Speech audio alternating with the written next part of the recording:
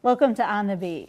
Well, the temperatures are getting a little chillier, and so you need to be thinking about winter driving. So to help us with some tips, Patrick Wooten, who is with SCHWARTZ & Associate Injury Lawyer. That's right. So tell us, what do we need to know? We know we don't get a ton of snow here, but we do have winter weather conditions. We do, and really it's like we get ice, which is probably even worse than snow when it comes to driving, because the road could be good, but the overpass may not. So there's just some precautions everyone needs to take to make sure they're prepared in case that icy weather hits. The biggest one is make sure your headlights work. You know, the time change. Yes. You know, it's dark earlier now, which I can't stand leaving work when it's pitch black. Or waking up and it's pitch black. That's right. I'd rather let it be dark when I wake up and be light when I'm leaving. But, you know, it's dark earlier, which just makes it more dangerous to be on the roads. And then winter weather, what do we see all our front? Our four-legged friends, the deer that are crossing the roadway. So that's a big thing. So you got to make sure your headlights work, and then make sure your tire pressure's right.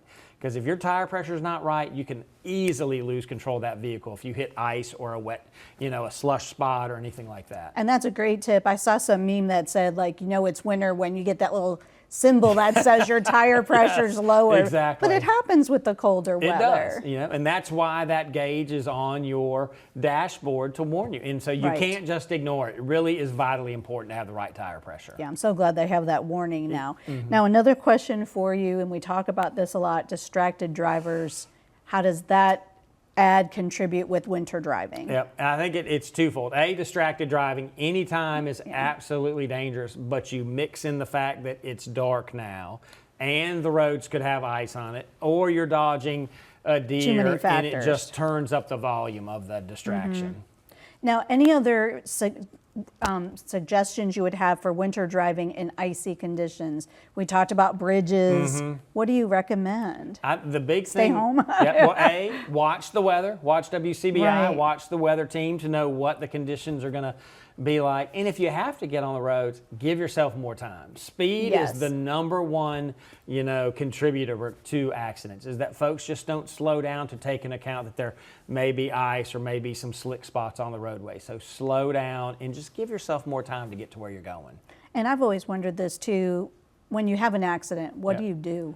So anytime there's an accident in winter weather or summer weather, you make sure everyone's safe. You know, if you're there, turn those flashers on. Because think about it, winter weather time, it could be dark earlier. Dark, So get your flashers on, call 911. It's always important to get an accident report. It's probably the #1 mistake people make, is they don't get a police report to document exactly what happened. Make sure everyone, if they need medical attention, can go get it. And then really, everyone needs to call law office. They need to call SCHWARTZ & Associates, because we'll give them a free consultation and can answer their questions. And if we need to represent them, we'll be glad to do it. But if we don't, if they can direct them without needing our services, we'll be happy to give them that free legal consultation as well. I mean, such a mistake people make just not asking the questions. And when you get a free consultation, it's so worth it. Yeah, information is power. And I mean, I had a call today with a gentleman who just had some questions, and I was happy to answer them for him, and you know, realized it related to property damage, so got him on the